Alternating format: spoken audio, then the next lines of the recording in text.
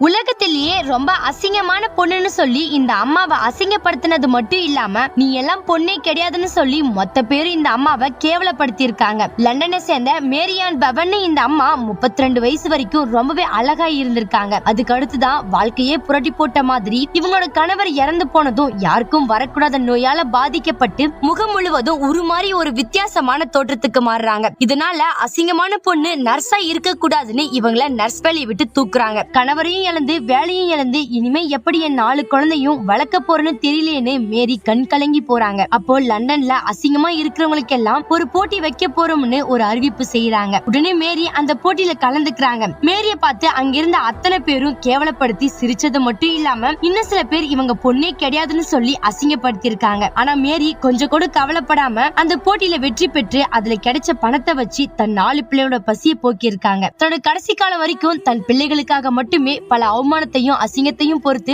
உருகுலைஞ்சு போன முகத்தின் மூலமா தன் 4 பிள்ளைகளையும் வளர்த்திருக்காங்க. அழகுன்றது முகத்துல கிடையாது உள்ளத்தால்னு நிரூபிச்சிருக்காங்க இந்த அழகான அம்மா.